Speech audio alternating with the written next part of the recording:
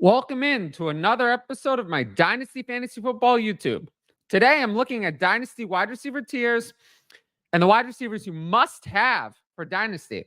Make sure to like, comment, and most importantly, subscribe if you haven't. Let's go. So, tier number 1, Ja'Marr Chase, Justin Jefferson, and CeeDee Lamb. So, my thoughts on this tier. All three wide receivers are very valuable. And if I'm in a super flex startup, these are really the only three non-quarterbacks I want to draft in round 1. If I have to draft someone else, I would like to trade down or just draft a quarterback. So, talking about these three players, there's not much to talk about. They're all studs. They all need contracts. All three. Ja'Marr Chase, Justin Jefferson, CeeDee Lamb, they all need contract extensions. But Justin Jefferson has a rookie quarterback, J.J. McCarthy. Lamb has some uncertainty with Dak Prescott's contract also needing to be done. So for me, my must-have in this tier is Ja'Marr Chase, who for some reason on KTC is wide receiver 3. I have him wide receiver 1. He's the youngest of the three. He's the only one locked in with a stud quarterback. So for me, he's my wide receiver 1, not Jefferson and not Lamb. So yeah, that's for me. I love the value there. Tier 2. And tier 2, it kind of exemplifies why I think tiers are a little silly. Amon-Ra St. Brown, Marvin Harrison Jr., Garrett Wilson, and Puka Nacua. So for me, these wide receivers are also cornerstone assets, but they have some small risks, I guess. So going through them one by one, Amon-Ra St. Brown's kind of why I think the tiers are a little bit silly. He could be in tier 1. He could be in tier 2. It's just arbitrary for purposes of this content. But if you go on the Patreon, you'll see where he's ranked, and you'll see why I'm saying this. As for Marvin Harrison, he just hasn't done it yet. So I guess there's some risk there, but I wouldn't worry too much about it. Garrett Wilson, he's earned targets like no one else has, but it hasn't translated to fantasy points yet. And Puka Nacua, there's still a little bit of risk with him being a 5th-round pick, kind of came from nowhere. But he did have the best rookie season of any rookie wide receiver ever. So for those reasons, I'm pretty in on him. If I had to pick one wide receiver that I have to have in this tier, it's definitely Garrett Wilson because he's undervalued. Like, no one's earned targets like he has. I fully believe that he's an absolute superstar, and I would definitely love to have him at his price in startup drafts where I think he's about 6-7 picks too low. Now, if you like my YouTube content, you should sign up for the Patreon. You get my rankings, access to the Discord, and the ability to ask in advance questions for the YouTube videos. Tiers begin at just $6 a month. And on YouTube, I have this type of content, but it has to appeal to everybody. So, we're stuck with what the algorithm gives us. But on Patreon, you can ask anything. We can cover anything. It doesn't matter. I don't care. It's all behind the Discord DMs. So, there's nothing with the algorithm that we have to concern ourselves with. So that's really the best content that I have to offer. And as I always say, the Patreon is my main content. YouTube is secondary. So signing up for the Patreon is really what I want. And, the Patreon keeps the YouTube going, not the other way around. So I don't know. It's been a rough off season. And I keep bringing this up on shows and hammering this home in that I think the Patreon is the best thing I have to offer. There isn't another one like it. There's no one else who can do what I can do. And I also promise it'll be fun. We'll help you win some fantasy leagues. But I really just need people to sign up. I don't know how else to say it because the views on this YouTube channel keep going up and up, but the signups on the Patreon just aren't coming. So eventually I'm going to have to do something differently. I don't know what that's going to be, but it's just, if you like this content, sign up for the Patreon. Otherwise, this content might not be here in the relatively near future. Now, let's move into tier 3. So tier 3, my hair is not cooperating today. It's all like hitting me in the back of the neck. But tier 3, Malik Nabers, AJ Brown, Chris Olave, Brandon Aiyuk, Drake London, Tyreek Hill, and Rome Odunze.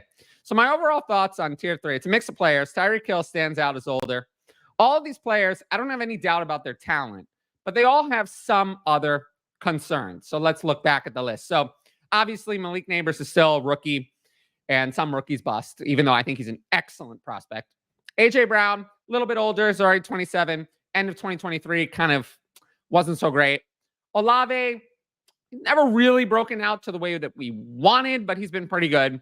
Aiyuk has those contract trade rumors, might go to a bad offense. And then even if he doesn't, 2023 is his only super high-end production on his resume. Drake London really has never done it. I mean, it's all potential with Drake London. He's never done it. Tyreek Hill, we know, is already 30. And Rome Odunze, similar to Nabers, is a rookie, but to me has even more concerns. Not that there are many concerns, but a little bit concerning just because there's no proof. So it's hard to, have him above tier 3. As for my must-have in this tier, it's Chris Olave for me. Have him wide receiver 10 versus keep trade cuts, wide receiver 12. He's produced far more than Drake London. I mean, he's not close. Chris Olave has been way better than Drake London, but he's way less valuable according to the market, KTC, wherever you want to look. So I think Olave is a safe, but also high-end dynasty asset. Just turned 24 years old in June. I would love to have him at his price among this tier. Now, tier 4, and you notice a lot of similar players in this tier. Jaylen Waddle, Nico Collins, Michael Pittman, Devonta Smith, DJ Moore, DK Metcalf, and T. Higgins. So the entire tier is 25 to 27 years old. They're all middle-aged wide receivers. These are all proven players. We know that these players are good. It's not if they're good. We know they're good. We know they're good. We know they produce for fantasy. Some are safer. Some are riskier. But they're all good players. Now, if we notice, the first 4 players have something in common. Jaylen Waddle recently got a contract extension, but he's stuck behind Tyreek Hill, which sucks because I think Jaylen Waddle would be a wide receiver 1 on most teams. Nico Collins also recently extended, not quite as much money, but he's in a crowded wide receiver room. Tank Dell and Stephon Diggs are also there, but he has CJ Stroud. Michael Pittman, he has no competition for the wide receiver 1 role. He also recently got a contract extension, but he has Anthony Richardson, who's a run-first quarterback, and there are some questions there. Devonta Smith, he has no path to be the wide receiver 1 anytime soon. The Eagles also extended AJ Brown. So he's a wide receiver 2 on his team, and that's not going to change. DJ Moore is already 27. He's slightly older than some of the other players. It's a crowded wide receiver room. DK Metcalf doesn't have a quarterback. Stuck with Geno Smith. Crowded wide receiver room there. And I feel like DK Metcalf's best fantasy years might be in the past. And then T. Higgins, we know, has the holdout situation and will be a free agent next year. But for me, T. Higgins is the one I want. He's a consistent producer despite some concerns. He's the youngest wide receiver here. He just turned 25, I believe, in January. And he'll break the free agent market next year, 26 years old. Look at the contract that Calvin Ridley got at 29 with far more concerns. Imagine what T. Higgins is going to get on the open market. So just keep that in mind when valuing T. Higgins. I think he's undervalued. I have him 2 spots ahead of keep trade cut. And the last tier I'm going to talk about today, Jordan Addison, Jaxon Smith-Njigba, Xavier Worthy, Zay Flowers, Tank Dell, Brian Thomas, and George Pickens. And you'll see something in common here. Every wide receiver here is younger than 25. They're all 24 or younger. Some of them are even 21 or 22. All of them have risk. All of them. None of them have proven over a long period of time. Some have produced. Obviously, some like Xavier Worthy have not played in the NFL. But, none of them have a track record of production. So they all have some serious concerns. To go through them one by one. Jordan Addison, his advanced stats, yards per route 1, all the other stuff, far weaker than the actual fantasy production. He was carried by touchdowns as a rookie. Is that going to continue? Maybe, maybe not. But he did also perform as a rookie. He was good. which is good. We always want to see that. JSN didn't do anything as a rookie, even though he got some targets. He did nothing with them. But as a prospect, he's the most talented wide receiver here. So is that going to translate at some point? Maybe later. He's still only 22. Xavier Worthy, he's the youngest one here on the Chiefs. Great prospect, but obviously has not done anything in the NFL. Zay Flowers, I talked about on a Dynasty Sell episode. Not a fan of his. Low passing offense. He's here just because he's young. It's hard to value him much lower, but he doesn't excite me. Tank Dell, produced highly as a rookie, but stuck with Collins and Diggs. And with the Collins extension, I really think Collins is their wide receiver 1, and Tank Dell, will be behind him. Brian Thomas, he had a great final year at LSU, but no college production outside of that. And George Pickens could take the third-year leap, but he relies on efficiency, not earning targets. So I do have some concerns about the volume with George Pickens. And while I'm sure Russell Wilson is an upgrade over Kenny Pickett, I'm not sure that Russell Wilson or Justin Fields is really who you want as your fantasy quarterback. But there's no competition in the room. So other than Roman Wilson, who's third-round rookie. So there is some upside for George Pickens. If I had to pick one that I have to have here, it's Xavier Worthy. To me, he has the most upside here, actually. I think people have been burned by the Chiefs wide receivers a lot. And Worthy also, people don't like him because he's fast, as if that's bad. But he's different than the other players. He has first-round draft capital. And people are too focused on evaluating, past fast wide receivers, they didn't work. Past wide receivers on the Chiefs, they didn't work. But they're not evaluating this player. They're not evaluating Xavier Worthy, who has a good college production profile and good draft capital. A lot of those other players didn't have one or both of those things. So I think Xavier Worthy is the one I like in this value range. Now, as I said earlier, if you want to ask advanced questions for the YouTube, those all come from my patrons, which you can sign up for at patreon.com/fantasyadvice. And let's jump into that. How do you see the Bears receiving room playing out for fantasy and the outlook for Rome Odunze? So we talked about Rome Odunze a little bit earlier. To me, I have Odunze wide receiver 32 in redraft. So the way I see the Bears for 2024, then there are quite a few of these like 3 wide receiver rooms. The Texans, the Seahawks are one. This one, to me, DJ Moore is, for redraft, the one that I have no doubt is going to be good. You will be able to use DJ Moore for fantasy.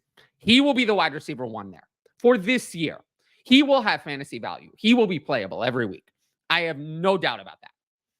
I don't think that Moore, Allen, and Odunze can all be great in Caleb Williams' rookie year. That is not going to happen. But to me, Odunze and Allen are way closer to each other than they are to Moore. I won't have any Keenan Allen. I can tell you that because he's way, way, way down my board compared to where he is on others. And I'll have a lot of Odunze because I think there's a lot more upside with him than people think, because I do think Keenan Allen is already 32, and we know that 32 is like a death age for wide receivers. They just don't produce 32 and beyond. So Odunze to me would be the one of the other 2 to draft, but I think DJ Moore is very safe for redraft. What's your take on Metcalf, Higgins, DJ Moore again, if you have them? My experience has been there isn't fair market for them, but they're too good to sell cheap. Hold, sell high midseason. I just talked about Moore. He'll produce, but the high-end upside, I think, for Moore is gone. Metcalf and Higgins are both holds. I loved Higgins earlier, but it's hard to sell, so he's a hold for me. People are tired of them, but they're old, and they're not old, and they still produce for fantasy. So, yeah, they're mostly holds. Can't really see the selling market on them. If there's one to sell, it is DJ Moore, because I think he's the one you can get the most for. Now, if you liked the video, make sure to drop a like and leave a comment with your thoughts. As always, the best way to support the channel is to subscribe. And don't forget to hit that notifications bell so you can be notified about all my exciting content as it drops. Of course, if you want my best fantasy football advice, it's available on the Patreon. Dynasty, redraft, rookie, start sit, and more content is there. And every sign up helps support my independent fantasy football content. Once again, thanks for watching, and I'll see you all later.